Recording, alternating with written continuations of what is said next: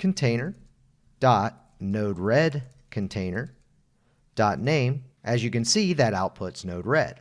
Now what if I wanted the IP? I could type in docker container dot node red container dot IP underscore address. And there we are. And that, of course, is the IP address of the container locally. That's not the external address that we need, which we accessed using the AWS metadata service earlier. But this IP address is useful from within our EC2 instance. It's just not useful externally. But let's say we want this information to be output from our script. So I'm going to use Control-C to leave the Terraform console, clear my screen.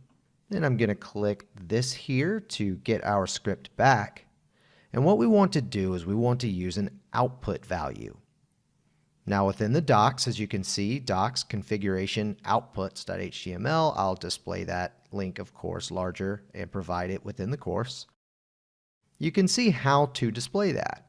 Do an output, a value, and a description. So let's go ahead and do that for those two pieces of data we want to output. So I'll head back to my script. I'm going to drop this a little bit here.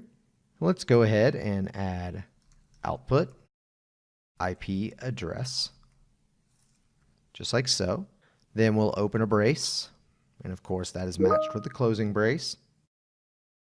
Let's go ahead and type value equals docker underscore container dot node red container dot IP underscore address.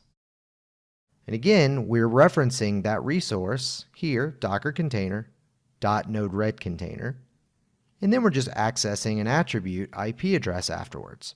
And that attribute we obtained by utilizing Terraform show. So after that, let's add a description. Description equals the IP address of the container. Okay, I'm going to do a Control-S to save. Now let's take a look at a Terraform apply and see what it provides. Clear my screen again. Terraform apply, auto approve. Oops, okay, so here's an error that I wanted to point out. And this is somewhat of a newer syntax requirement. The outputs cannot contain spaces. So I'm going to add a dash here and save that. And then let's try to apply again. I'll press up a couple times to get back to my command and hit enter. Okay, as you can see, now it works. And again, that space requirement is new. Now you cannot have spaces and you can't have any type of special characters other than, as the error indicated, letters, underscores, digits, or dashes. So do keep that in mind whenever you're building out your outputs. You are not able to use spaces within the outputs like you used to be able to. All right, so now that's done. Let's go ahead and output the name of the container also. So we'll go ahead and type output container-name value equals docker container dot node red container once again dot name. Then we'll add a description to keep things well documented, the name of the container. Control-S, and now I will do a Terraform apply once again.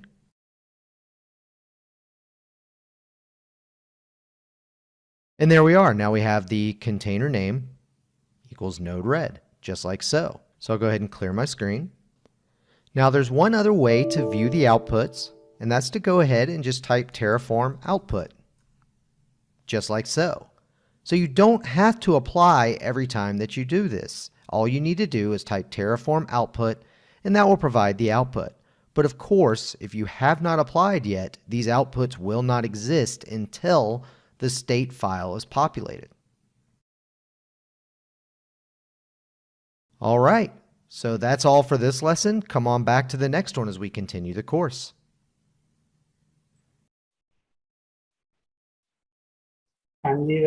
ඊළඟට යමුනේ. ඊළඟට යමු ගන්නේ මට මේ පොඩි ඉෂුව එකක් දාලා දින ඒක පොඩ්ඩක් ට්‍රබල් ෂූට් කරලා තමයි යන්න වෙන්නේ. ආහා. අපි යන්නේ දැන්ට පෝස්ට් කරමුද? නෑ පෝස්ට් කරන්න ඕනේ නැහැ ඔය ඉන්ලයින් එකේ. ආ.